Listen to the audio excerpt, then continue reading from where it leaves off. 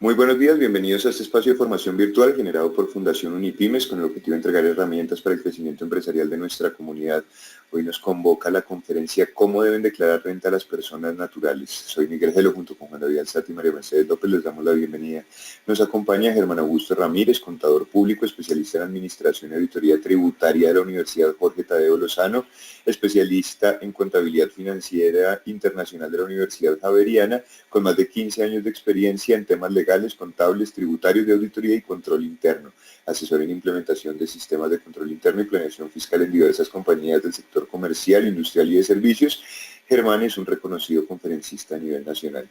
Les recuerdo también que esta conferencia se desarrolla en asociación con Banco de Occidente, Fundación Comeva, Arus, Envía, ETV y web.com. De esta manera y sin mayores preámbulos le damos la bienvenida a Germán, quien a partir de este momento puede iniciar la sesión. Germán, buenos días, bienvenido. Envío la invitación para compartir pantalla.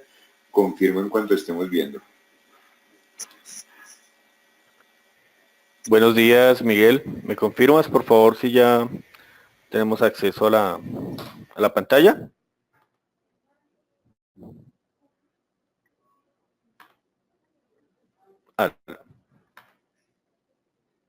Perfecto, Germán. Adelante, por favor. Ok, Miguel. Entonces, como bien ya sabemos, se nos acercan los vencimientos para cumplir con el deber formal de presentar la declaración de renta para aquellas personas que, según los parámetros legales, se encuentren ya con el cumplimiento de los requisitos para cumplir este deber formal. Y pues como todos sabemos, ahorita todas las reformas tributarias, si ustedes se han dado cuenta, están focalizadas en direccionar toda la mayor parte de carga tributaria de las personas naturales, dado que se quiere como cambiar la página o invertir el papel que están cumpliendo las empresas en cuanto a que todas las cargas tributarias, toda la necesidad de recursos que tiene el Estado se lo están direccionando las empresas, y eso lo que hace es, de alguna manera lo que hace es limitar las capacidades de producción que tienen las empresas, porque esto lo que hace es que las empresas se dediquen a pagar impuestos y no a generar la productividad que deben tener. Entonces, en vista de esto, ya hace algunos años, unos 6 años para acá, unos 10 años para acá, se ha visto que las empresas no se pueden asfixiar de impuestos, y lo que se pretende es que, como son unidades productivas o son muy importantes en las fases económicas del país, entonces lo que se pretende es que le quitemos o que se le quiten esas cargas tributarias a las empresas y se le trasladen ese mayor pago a los empleados o a las personas naturales, para de alguna manera cubrir esos huecos que podrían llegar a dejar la no tributación en las empresas. Es por ello que se ha visto cada vez, ustedes han visto desde la última reforma tributaria, desde el año 2012 a la fecha, ya han existido otras reformas tributarias que lo que han hecho es ampliar las formas o ampliar la base de tributación en las personas naturales. Y creando sistemas complejos, es tan difícil hacerlo que el mismo Estado se ha enredado en las leyes que han emitido, el mismo Estado se ha enredado en mirar de qué forma es lo más fácil de hacer cumplir ese deber formal. Ustedes vieron que en el año 2012 trataron de crear 3 formas de liquidación, que fue cuando crearon el IMAS, el IMAN y el sistema ordinario, que para el Estado fue muy beneficioso, porque lo que hacía era, de alguna manera, que las personas que tienen mayor ingreso pagaran un mínimo de impuesto, que era el famoso IMAN, pagaran un mínimo a pesar de que pudieran tener una planeación fiscal. Pero sin embargo esto no cayó bien en los contribuyentes, y lo que hizo fue enredar a los contribuyentes, y la buena idea que tenía o la buena intención que tenía el Estado se vio opacada por la falta de entendimiento que tenían las personas naturales obligadas a cumplir con el impuesto. Entonces, después de eso se vino la demanda de que en el IMAN el 25% de renta exenta también debería incluirse. Entonces, y la Corte Constitucional le dio el fallo positivo, declaró inexequible esa liquidación del IMAN al no contemplar el 25% de renta exenta que tenían los asalariados. Entonces se vino como decayendo, derrumbando cada vez más este sistema de liquidación. Entonces por eso hasta el año 2016 era viable utilizar el IMAS o el IMAN, y ya para partir de este año pues se culminó con esta etapa o con este sistema de liquidación. Entonces, bien, ya nosotros empezamos aquí este año, tenemos que mirar para el 2017 ya cambió totalmente la reforma tributaria que se expidió en diciembre del 2016, que aplicaba para el año 2017, cambió drásticamente todos los requisitos que tenían las personas naturales para cumplir con el deber formal de declarar renta. Y aún así pretenden, están en expectativa, una nueva reforma tributaria que pretende minimizar aún más los requisitos exigibles a las personas naturales. Si ustedes han escuchado, se pretende que declaren renta aquellas personas que tengan un ingreso promedio de 2 salarios mínimos, es decir, un poco más de 1.500.000 pesos, porque es tanta la informalidad que existe en el país que aquella persona que devengue más de 2 salarios mínimos es una persona que es potencialmente rica o potencialmente tiene la capacidad de llegar a pagar impuestos. Es tanto la desigualdad que existe en nuestro país que personas con con ingresos de 2 salarios mínimos ya son potencialmente sujetas pasivos del impuesto a la renta. Pero eso todavía no se ha dado, pero créanme que en un tiempo no muy lejano esto se va a dar.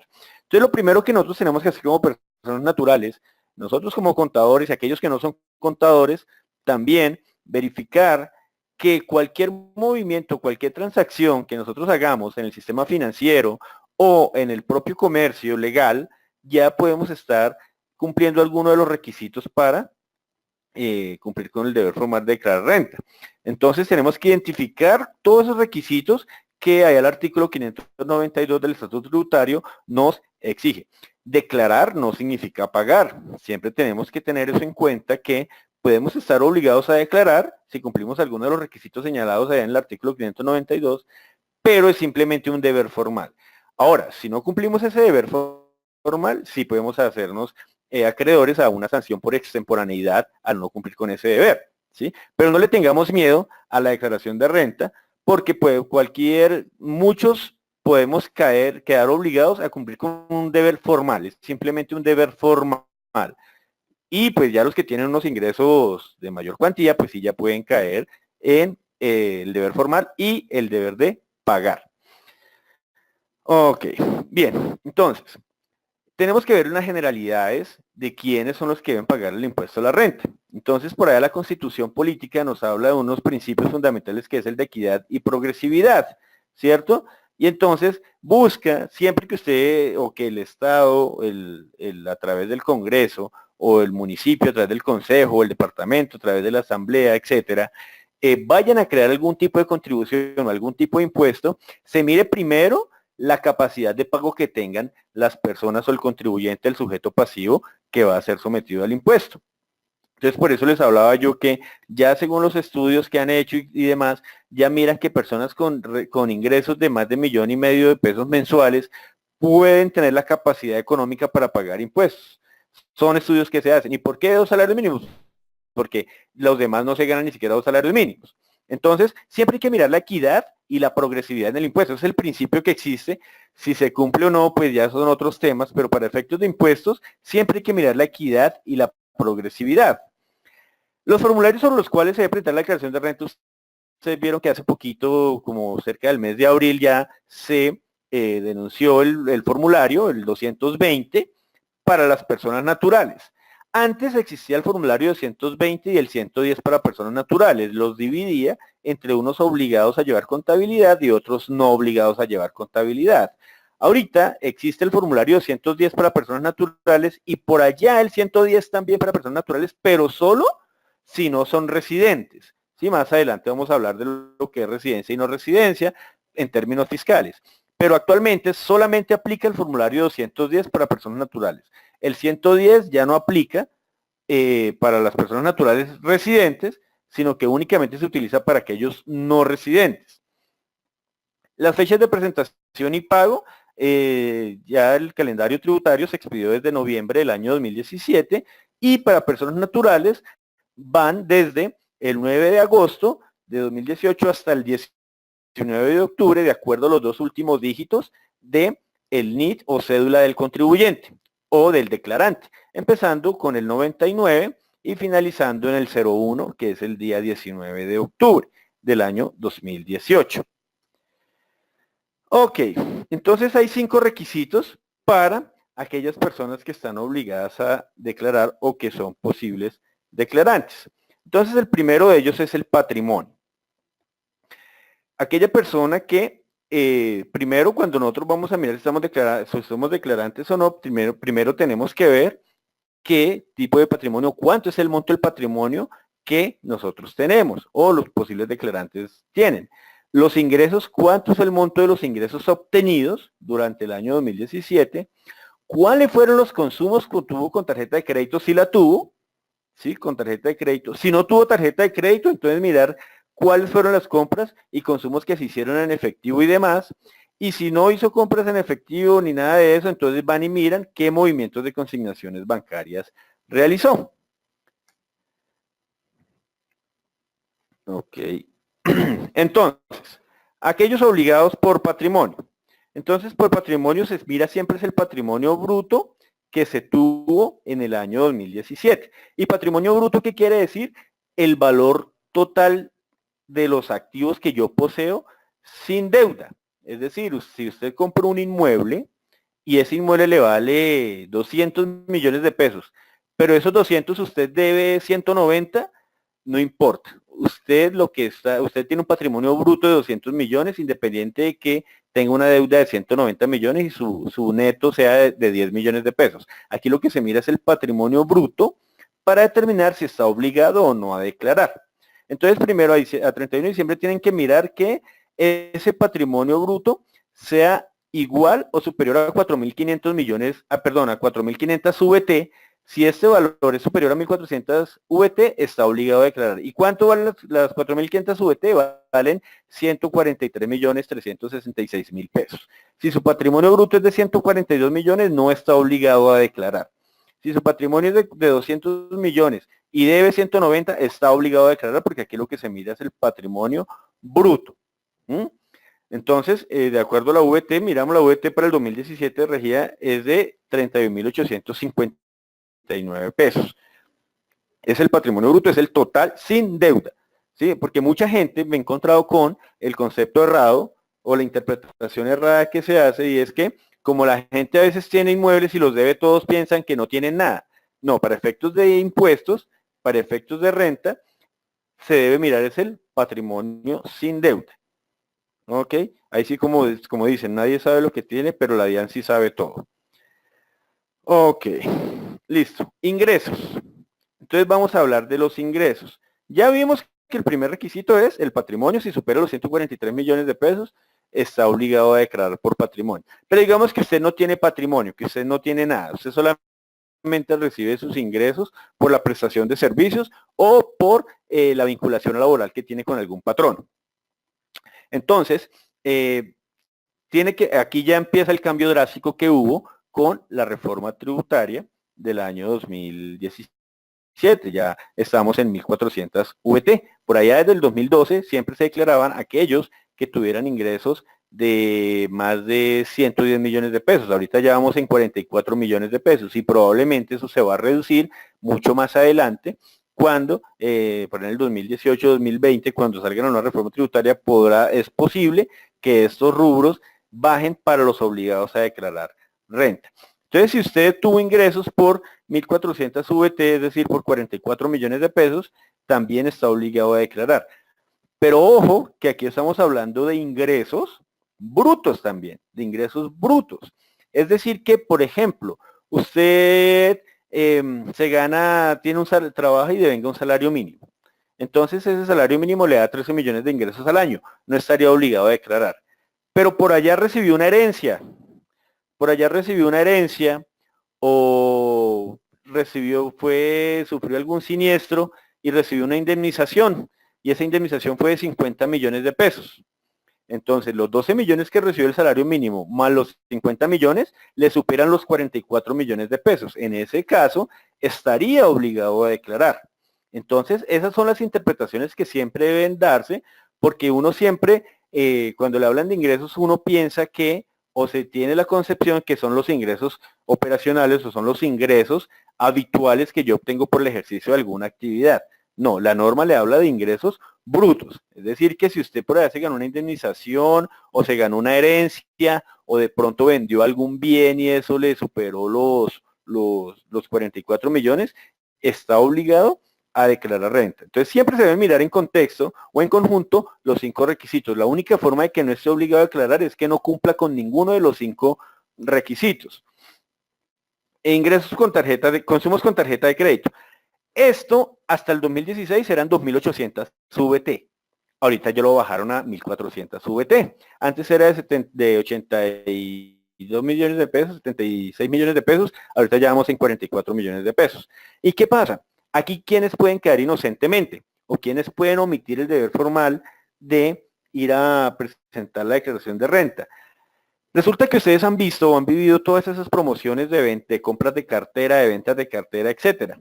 Entonces, una persona que se gana un salario mínimo y tiene una deuda con alguna entidad financiera y al vender la cartera, él le consignan 20 millones de pesos y él saca esos 20 millones de pesos y vuelve y los consigna en otra entidad y demás, ya puede estar superando los 44 millones de pesos. Los 20 millones del préstamo más lo que recibe de salarios y demás son un poco más de 25 millones, pero si retira esos 25 millones y los traslada a otra cuenta bancaria y demás, ya hace un movimiento o movimientos de tarjeta que le pueden llegar a sumar los 44.603.000. Entonces, no es solamente las compras que se dan con tarjeta de crédito, sino todos los movimientos que tengan o que se deriven en el manejo.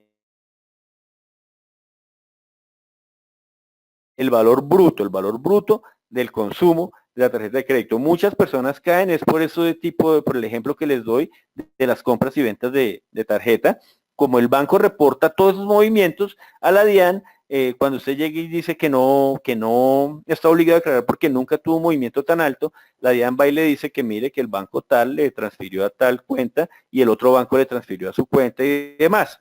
Entonces, esa información los bancos, cualquier movimiento que usted haga en el banco lo reporta a la DIAN por información exógena, que fue el deber que se ya por estos días se está culminando hasta el viernes, ya se culminan los últimos obligados a reportar información exógena, aquellas personas naturales y jurídicas que están obligadas a reportar información exógena. Entonces, por ese lado es que el banco, la DIAN lo puede detectar como omiso si usted no cumple con el deber formal de declarar renta por movimientos bancarios. Bien, ahora digamos que usted no tiene tarjeta de crédito, ¿sí? Que usted solamente tiene su tarjeta de débito de nómina o solamente hace retiros con cheque en aquellas empresas donde presta servicios o si ejerce de alguna manera el deber, está dentro de la informalidad y demás. Entonces, usted hace compras a sus proveedores de, de mercancías, es comerciante y demás, ellos lo van a reportar también. O que de pronto usted le salió un subsidio y fue y compró un inmueble, un apartamento. Entonces aquí también ya no le miran las compras con tarjeta de crédito, movimientos con tarjeta de crédito, sino que le miran sus consumos. Y aquí también esto estaba en 2.800 VT, ahora la bajaron a 1.400 VT, también bajaron el rango. Entonces, si usted de pronto fue adquiriente de una casita, de un inmueble, su primera casa, y ahorita pues no conozco casas que valgan menos de 44 millones de pesos, si usted compra un inmueble ya inmediatamente se convierte en sujeto pasivo obligado a declarar renta, a cumplir con el deber formal de declarar renta por el periodo gravable 2017. O sea, aquí se incluyen todo lo que son bienes activos fijos, bienes muebles, bueno, todo lo que sea adquisiciones, sean a crédito o no, lo convierte en declarante de renta si los consumos o compras fueron superiores a 44 millones de pesos. Aquí ya no son compras con tarjeta de crédito, aquí son consumos en efectivo con tarjeta de débito, como sea, mejor dicho, las compras que se hayan realizado, el consumo que se ha realizado, que no sea con tarjeta de crédito. Bien, otro requisito es, ya vimos patrimonio, tarjetas de crédito, perdón, patrimonio, vimos ingresos, compras con tarjeta de crédito y consumos normales.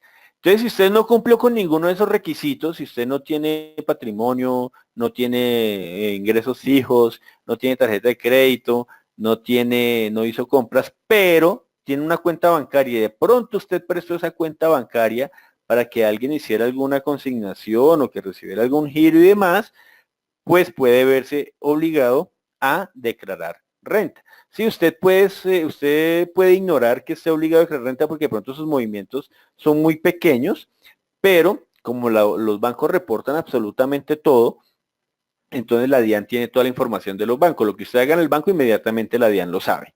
¿Sí? Inmediatamente la DIAN lo sabe. Entonces, por eso, aquí también estas consignaciones eran de 4.500 VT y des en cuenta cómo la bajaron a 1.400. O sea, disminuyeron casi en un 60% ese rubro para obligados a declarar renta. ¿Por qué? Porque había mucha gente que prestaba sus nombres o sus cuentas bancarias para que otras personas consignaran allí los ingresos y no quedaran con ingresos totalmente grandes, disminuyendo la base fiscal. Entonces, por eso es que bajaron todos esos montos para tratar de detectar omisos o inexactos en la declaración de renta. ¿Qué es un omiso? Pues aquella persona que no cumple con el deber formal. ¿Y qué es un inexacto? Que aquella persona que consigne en el formulario 210 información que no corresponde a la realidad, pero la DIAN con toda esta información que recibe, ellos cotejan los datos declarados y determinan si la persona debe corregirse, el contribuyente debe corregir o no la declaración ya presentada.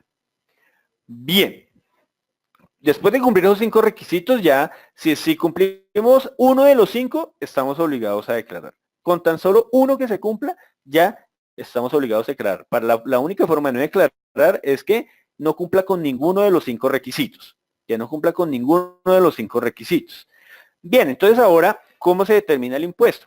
Antes de la reforma tributaria, la ley 1819, se declaraban por los 3 sistemas que le estaba mencionando, el ordinario, el IMAN y el IMAS. El IMAN era obligatorio y el IMAS era voluntario. Ahora, en aras de buscar una equidad, desde el año 2012 desde el año 2010 más o menos se ha venido tratando de nivelar aquellos contratos por prestación de servicios, se han tratado de nivelar a rentas como si fuera un asalariado. Porque ustedes veían esos contratistas que la gente que estaba por prestación de servicios, a ellos les aplicaron una retención en la fuente del 10% o el 11% si eran declarantes de renta. Entonces, ¿qué pasaba? Si había una persona por prestación de servicios con una contraprestación de 2 millones, pero era prestación de servicios, y había un asalariado de 2 millones de pesos, entre los dos, el que más pagaba impuestos era la persona por prestación de servicios, porque ella sí estaba sujeta a retención en la fuente, del 10%, mientras que aquella persona que era asalariada no le hacían retención en la fuente porque ellos estaban obligados a hacer una depuración allá por el artículo 383. Entonces las bases no le daban para calcular retención en la fuente. Entonces, a partir de ese momento se trató de venir a nivelar y dijeron que la ley dijo que esas personas que prestaban servicios y los que eran asalariados, en esencia, la renta laboral era una renta laboral. Por tanto, debía hacerse una depuración totalmente igual para que ambos pagaran los mismos impuestos. O pagamos igual o no pagamos nada. Y eso benefició mucho a aquellas personas que fueron por prestación de servicios, a aquellos trabajadores independientes también, porque la prestación de un servicio profesional era catalogado como honorario y la retención en la fuente era del 10 o del 11% según la clasificación tributaria que tuviera. Entonces ahorita crearon las 5 rentas, 5 cédulas sobre la cual se debe tributar o sobre la cual se debe liquidar la renta, el impuesto a la renta de la persona natural. Entonces se crearon una cédula por rentas de trabajo, una cédula por renta de pensiones, una cédula por rentas no laborales y una renta por rentas de capital y aquella renta para lo que fueron dividendos y participaciones. Entonces, en las rentas de trabajo, ¿nosotros qué vamos a encontrar? En las rentas de trabajo vamos a encontrar lo que son salarios, comisiones, prestaciones sociales, viáticos, gastos de representación, honorarios, emolumentos eclesiásticos, compensaciones de trabajo en el trabajo cooperativo y en general las compensaciones por servicios personales. Es decir, que cuando hablemos de renta de trabajo es aquel trabajo que se da con el cuerpo o con el intelecto. Con el cuerpecito hablamos es de el trabajo de forma presencial o teletrabajo, qué sé yo, o explotación intelectual a mis clientes, ¿sí? O a mi patrono, ¿sí? Un salario lo recibo cuando hay un vínculo laboral y un honorario es por una asesoría que yo doy a una persona. Entonces, ambos vienen a ser considerados como rentas de trabajo. ¿Y qué significa que sean considerados como rentas de trabajo? Que para efectos de impuestos, pues pueden tener una carga tributaria un poco más flexible, dado que la renta laboral simplemente sufre una serie de depuraciones que vamos a ver más adelante y lleva a pagar sobre una base inferior. Es beneficioso para efectos de impuestos tener rentas laborales cuando son medianas, ¿no? O sea, si usted tiene unos ingresos de 40 millones al año o de 50 millones al año, es probable que su base de tributación sea nula, sea poquita, diferente a si tiene unos ingresos de 400 o de 500 millones, ahí ya la norma o la ley, cuando hablamos de equidad y progresividad, pues es justo para efectos fiscales que una persona que venga 500 millones al año pues pueda pagar una tributación, tenga una tasa de tributación cercana al 10%, es decir, que su renta sea de 50 millones de pesos, su pago de impuesto, ¿sí? Porque 500 millones comparado con 100 millones de pesos, pues es muchísima la diferencia. Una persona de 500 millones tiene mucha más capacidad de tributar que una persona de 100 millones. Y en eso se trata la, la equidad tributaria. Rentas de pensiones. Antes las rentas de pensiones eran consideradas como rentas laborales o como rentas de trabajo. Entonces aquí también se abrieron y crearon una sola cédula para rentas de pensiones. ¿Por qué? Porque es que una renta de pensión, hay personas que pueden ser pensionadas y a la vez estar trabajando. Entonces, si esto lo crearon fue para tratar de cerrar la brecha y que en el momento de liquidar el impuesto, pues no se beneficie con las rentas de laborales que la persona esté percibiendo. Entiéndase también en rentas de pensiones, aquellas indemnizaciones que se den por demandas de mayor mesada pensional o por el retiro de fondos de aportes voluntarios. O sea, una persona que se pensiona, la pensionan con un mínimo y esa persona considera que es injusto que lo liquiden con un mínimo, que lo pensionen con un mínimo cuando los aportes que él hizo fueron daban o los cálculos de pensión de la mesada pensional daban para que la retribución fuera cercana a los 3 millones de pesos o demás. Entonces, esos retroactivos que pagan por demandas o por las devoluciones del ahorro pensional también son consideradas como renta pensional.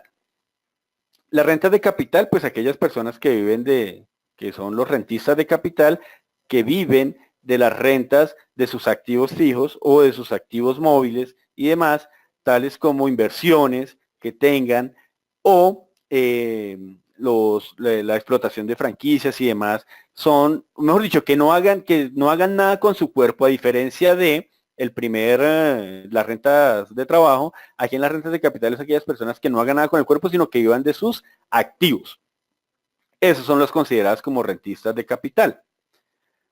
Las rentas no laborales, pues aquí ya lo que no son rentas de trabajo, ni rentas pensionales, ni rentas de capital, son consideradas rentas no laborales. Entonces, si de todos los devengos que usted obtiene no está clasificado en ninguna de los anteriores, debe clasificarlas en rentas no laborales. Y aquí pues ya lo que son dividendos y participaciones sí fue solamente para aquellas personas que obtengan dividendos por inversiones realizadas en diversas compañías, ¿sí? Aquí nosotros podríamos fácilmente tener lo que son rentas de capital, pero no, aquí es cuando usted vaya a recibir los dividendos, sean grabados o no, que la entidad vaya a distribuir. Entonces, por eso le crearon una cédula aparte. Ustedes vieron que esto fue de mucha controversia cuando se hizo la ley 1819, porque siempre se habla de grabar los dividendos. Y grabar los dividendos de alguna manera implica una doble tributación en el sentido de que cuando una empresa está desarrollando y va a distribuir dividendos, ellos ya pagan impuesto sobre esa utilidad que generaron. Y al grabarlo en cabeza del accionista, pues esa misma utilidad vuelve a pagar impuesto porque pagó por la sociedad y pagaría por la persona natural. Pero lo que se argumentó es que la persona natural al recibir dividendos quiere decir que no necesita o tiene esa capacidad de tributar porque ellos no están haciendo nada, no están desgastando su intelecto y demás en producir esa riqueza. Ese es como el argumento que dan de que no todas las personas tienen el privilegio de recibir dividendos y vivir de la renta. Entonces, básicamente ese fue el argumento que dieron para poder grabar este impuesto, porque pues había mucha oposición a este tipo de impuesto, pero al fin se logró realizar. Bien, entonces, ¿cuáles son las tarifas? Para las rentas de trabajo y rentas de pensiones se manejan las mismas tarifas de impuesto que van desde el 0% hasta el 33%, y para no residentes quedó una tarifa única del 35%. Entonces, del 0%, del 19%, del 28%, del 33%, dependiendo en la depuración, a eso lo encontramos en el artículo 240-241 del Estatuto Tributario, cómo se debe depurar la tarifa que debe pagar el contribuyente de acuerdo al término que, o a la depuración que le determine su renta líquida gravable en cada una de las cédulas. Para las rentas de capital y rentas no laborales, aquí se amplía un poco más la base de esa tributación. Entonces van tarifas desde el 0% hasta el 35% para lo que son residentes y 35% para los no residentes. Y también, como les digo, así eso sufre una depuración, luego unos rangos de acuerdo a la determinación de la renta líquida gravable que determina el contribuyente al momento de cumplir con su deber formal de declarar. Entonces, y en las rentas no cedulares, entonces tenemos para las dividendos y participaciones tenemos las tarifas desde el 0% hasta el 10%. Bien. Ok.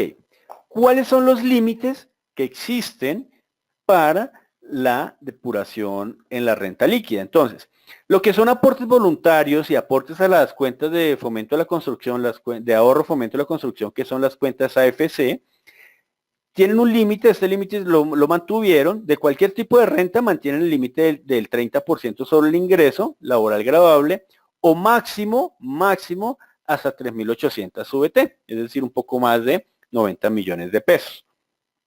Hasta ahí va el límite de ingreso no constitutivo de renta en las personas naturales. Mantuvieron ese beneficio. Pero en cambio, a las deducciones de renta de trabajo sí les aplicaron un freno, y fue el del 40%. Entonces, le dice, bueno, tranquilo, usted como renta exenta puede seguir manejando aportes a AFC y aportes voluntarios a los fondos de pensiones voluntarias.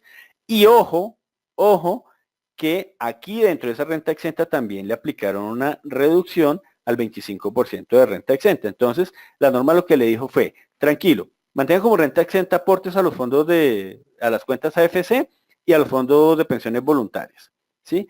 A las deducciones, tranquilo, yo le voy a seguir manejando las deducciones por medicina prepagada, le voy a seguir manejando las deducciones por dependientes económicos, le voy a seguir otorgando deducción por intereses de vivienda. Pero ojo, que entre rentas exentas y deducciones, usted no me puede superar el 40% del ingreso laboral que haya obtenido. O tranquilo, supérame el 40%, pero hasta máximo un 5.040 VT. Sí, entonces aquella persona que devenga un salario de 200 millones de pesos solamente puede deducir máximo hasta un 40% de deducciones que pueda tener siempre y cuando la soporte, de medicina prepagada, dependientes económicos e intereses de vivienda y demás. Sí, le dijo, y ojo, que dentro de ese 40% le incluyó la renta exenta.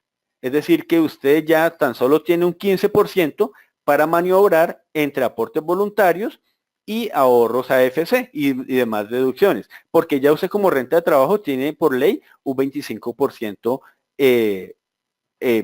atribuido por tener una renta de trabajo. Entonces, la ley ya le está cerrando las puertas a esas personas que podían hacer una planeación fiscal, de decir que de todos los ingresos que recibían ellos, destinaban parte de su ingreso a unos ahorros voluntarios y al cabo de 10 años lo retiraban y no pagaban impuestos durante 10 años por tener ese ahorro allá. Ahorita ya le dijo, no, tranquilo, sígalo teniendo, pero ojo que del total de deducciones y de rentas exentas usted no me puede superar el 40% del total del ingreso.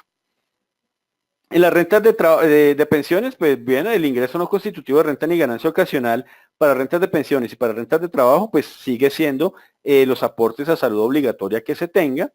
En rentas de pensiones solamente van a pagar impuestos aquellas que sean superiores a 1000 VT, es decir, aquellas que estén por encima de los 25 millones de pesos mensuales.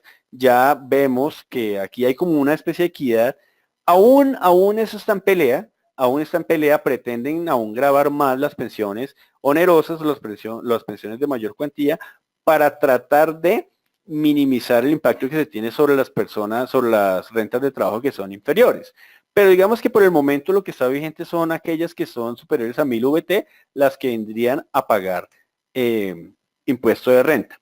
Para las rentas de capital le siguen dando el beneficio a las personas naturales que lleven como ingreso no constitutivo de renta ni ganancia ocasional los aportes a salud obligatoria y el componente inflacionario de rendimientos financieros. Esto aplica solamente para personas naturales. El componente inflacionario para rendimientos financieros para personas jurídicas no aplica, ¿sí? Entonces hay que tener en cuenta eso. Y le permite que lo siga manejando como ingreso no constitutivo de renta. Deducciones, las personas que tengan ingresos por rentas de capital tienen derecho a todas las deducciones que quieran, siempre y cuando cumplan los requisitos del artículo 107 y demás, de cumplir con los 5 fundamentos que se dan para la aceptación de deducciones. Aquí ya la ley se pone un poco drástica y le dice que máximo en deducciones y rentas exentas puede tener un 10% sin que le supere las 1000 VT. Sí, entonces ya máximo usted puede tener por rentas de capital hasta 31 millones de pesos como deducción y renta exenta. Para las personas naturales pues ya se le cierra un poco aquellos que son adinerados y tienen pues gran capital, aquí se les va a cerrar un poco la brecha y de pronto van a tener que tributar, van a ver el cambio tan drástico que hubo en el pago de impuestos del 2016 versus el pago del impuesto que van a hacer en el 2017, porque aquí ya están más cerradas las brechas a las deducciones que las personas tenían. Están más limitadas, no le dejan tomar más del 10% y si supera el 10%, entonces van hasta el límite de las 1000 VT. Por dividendos y participaciones, entonces pues aquí solamente se grabarán aquellas personas que tengan dividendos que sean no constitutivos, ingresos no constitutivos de renta o que sean grabados. Por cualquiera de los dos que reciban, van a pagar el impuesto de acuerdo a la depuración que dé el artículo 240 y 241. ¿Cuáles fueron los cambios que trajo esta nueva reforma? Entonces, antes los aportes obligatorios en salud se manejaban como deducciones, ahora lo pasaron a ser ingreso no constitutivo de renta, dieron algún beneficio aquí. Las deducciones, las donaciones que hacían las personas naturales, antes las podían manejar como deducciones, aquí les cerraron la brecha, y lo volvieron como descuento tributario. Es decir, le dieron un manejo diferente para que las personas que hagan donaciones ya les van a dar un manejo como descuento tributario, es decir, que van a cumplir una serie de requisitos especiales para llevar este tipo de deducción o disminución en su renta líquida. Y las rentas exentas para trabajo, lo que les comentaba hace un momento, ya no, dentro del 40% que cerraron al límite, le incluyeron el 25% de renta exenta, es decir, que solamente le dan un margen de maniobra del 15% para aplicarlo a intereses de vivienda, a medicina prepagada, dependientes económicos y demás. Ya con dependientes económicos hay un 10%, o sea que solamente les queda el 5% para llevarlo como planeación fiscal en los demás conceptos que la ley otorga como beneficio. Bien, Miguel, pues este es el preámbulo para el seminario que vamos a dictar en el mes de julio de los cierres de las personas que van a quedar obligadas a declarar renta y que vamos a afianzar más, a profundizar más al detalle de cómo deben preparar su declaración de renta en el transcurso de las 18 horas que vamos a dictar. Germán, muchísimas gracias por la conferencia de hoy. Vamos a entrar a ronda de preguntas. Les recuerdo que para interactuar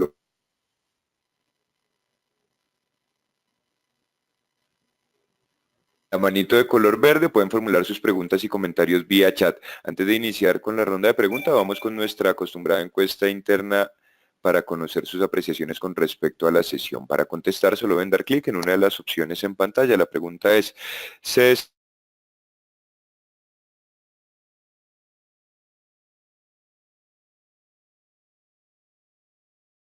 para nosotros es muy importante que realicen el sondeo, pues es la manera en que evaluamos a los conferencistas. En un momento también van a tener el correo al que pueden hacer llegar las preguntas que no pudimos resolver en vivo o las que surjan a partir de la sesión. Les adelanto, consultoría@unipymes.com y la invitación para nuestros siguientes programas. De esta manera cerramos el sondeo.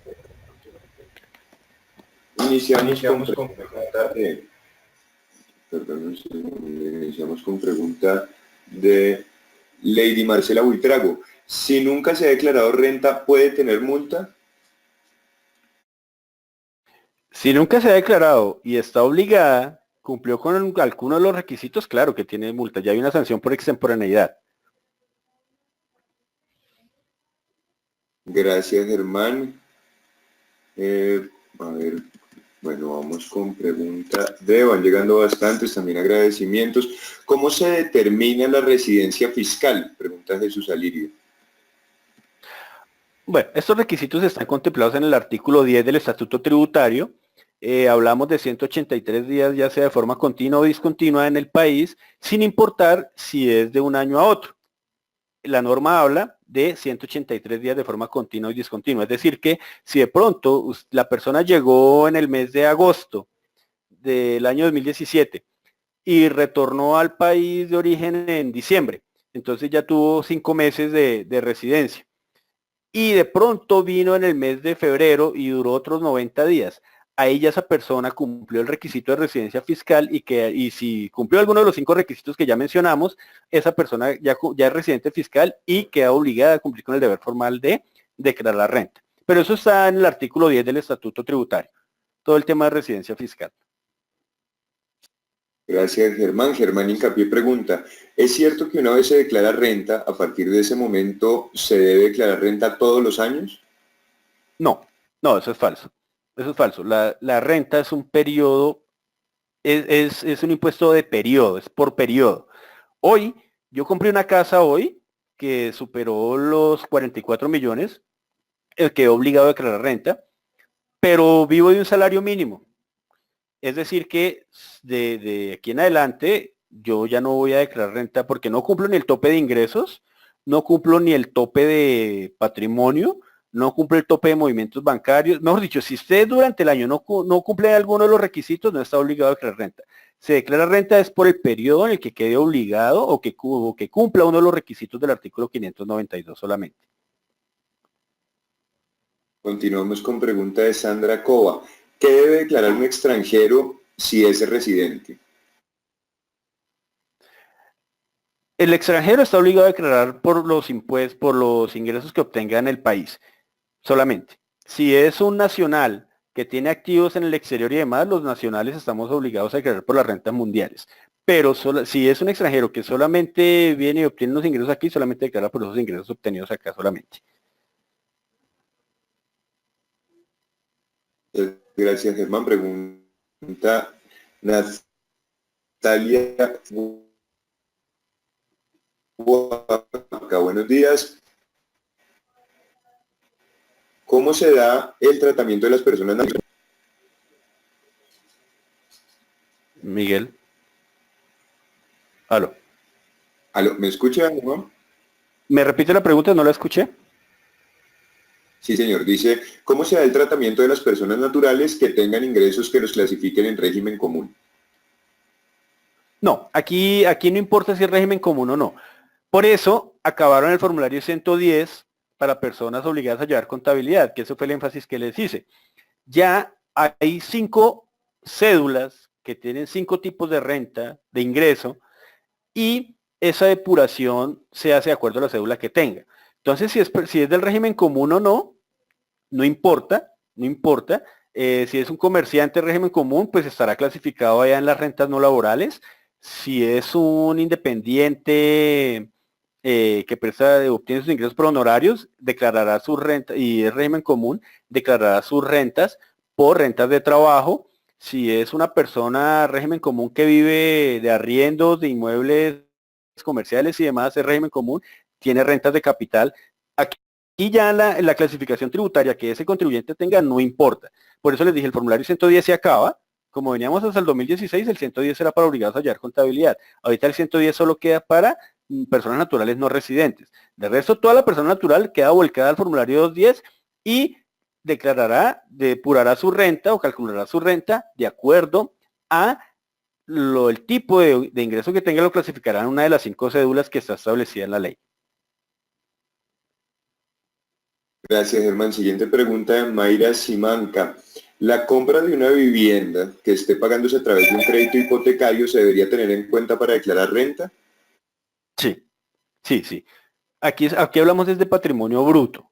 Patrimonio bruto. No importa que la casa la deban toda. Si puede ser que el neto sea 5 millones de pesos o si le prestaron el 100%, usted debe toda la casa. En teoría usted no tiene ningún bien porque todo lo debe. Pero para efectos fiscales, si tiene un patrimonio bruto y si supera las 4.500 VT, sí está obligado a declarar. Ahora, se declara es por la participación que tenga dentro del inmueble.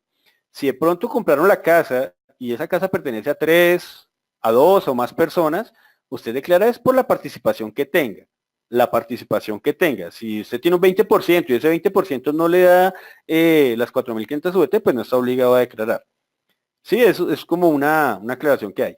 Pero si la casa la tiene y la deben toda, no importa, si supera los 4.500 VT, si cumple el requisito de patrimonio, de obligado a declarar por patrimonio, debe cumplir con este deber formal.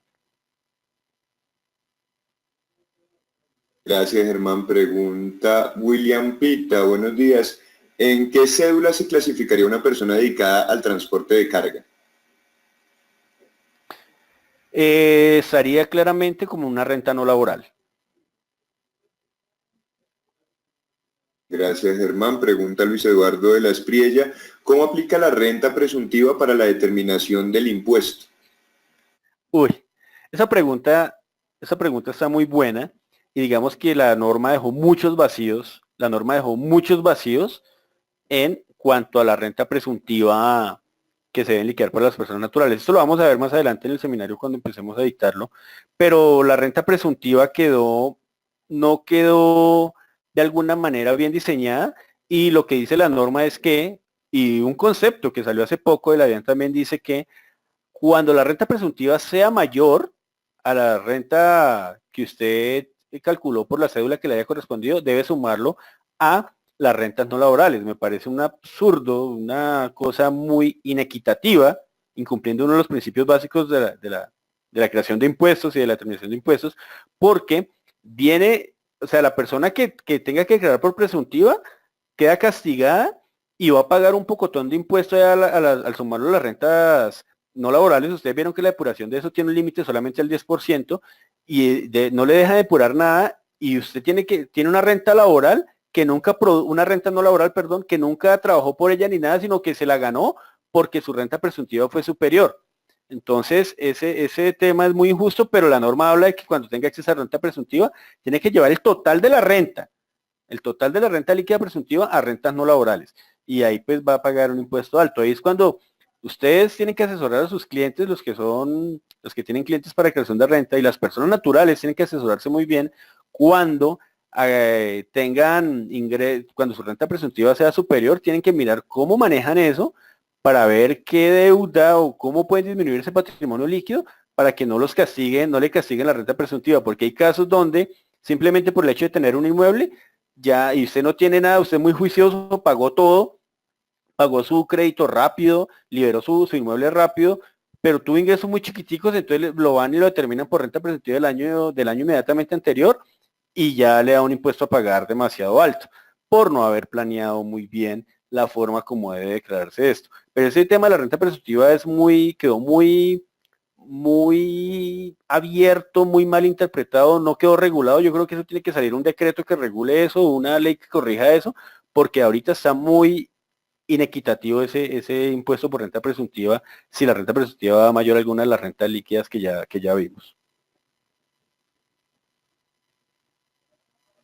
Gracias, Germán. Continuamos con pregunta de Freddy Stevens Medina. Buen día. Si se generan intereses producto de vencimiento de un CDT, ¿se deben declarar?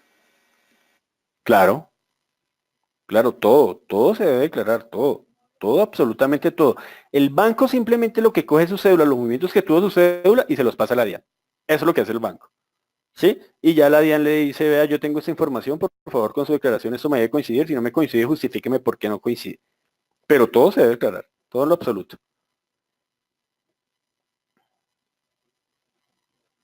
Pregunta Sandra Milena Cárdenas. Si un apartamento está arrendado, pero el apartamento es de dos, ¿también es por porcentaje de participación? Sí, claro, sí. Y los ingresos lo mismo.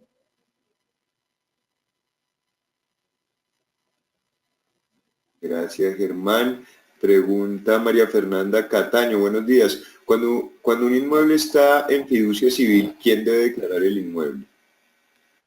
Bueno, aquí la fiducia, digamos que lo que se tenga por fiducia no exime, y eso es lo que se hacía antes, por allá como en el 2009, 2008, si no estoy mal, si mal no recuerdo, se constituían patrimonios autónomos para ocultar el dueño del bien.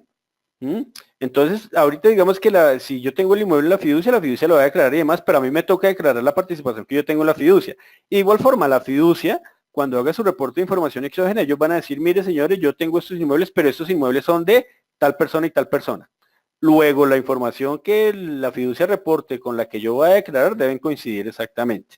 Eso es así, yo reporto son unos derechos fiduciarios que tengo, la fiducia va a reportar a la administración que él tiene, pero va a reportar de quién son esos patrimonios autónomos que yo tengo. Eso quedó ahí abierto quedó con la ley 1607, eso quedó establecido de esa forma, quedó abierto de esa forma, y fue cuando le pusieron como una mayor regulación a todo el manejo de las fiduciarias.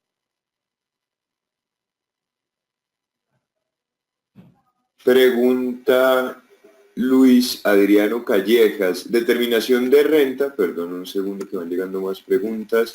Determinación de renta presuntiva cuando se declara por primera vez. O sea, todas las personas naturales están obligadas a constituir o a calcular su impuesto por renta presuntiva. Las personas jurídicas no. Ustedes ven que las personas jurídicas en el primer año no están obligadas a calcular renta presuntiva. Pero ¿por qué? Porque es que la norma lo que habla del artículo 189 habla de que la renta presuntiva se constituye con base en el patrimonio líquido del año inmediatamente anterior. Una persona jurídica que nace, pues cuando es su primer año, no tiene patrimonio líquido el año inmediatamente anterior porque es su primer año. Para una persona natural, cuando declara renta por primera vez, una persona natural es increíble, o la norma así lo determina, que si bien una persona natural está obligada a declarar renta, no significa que el año inmediatamente anterior no haya tenido patrimonio líquido. ¿Sí?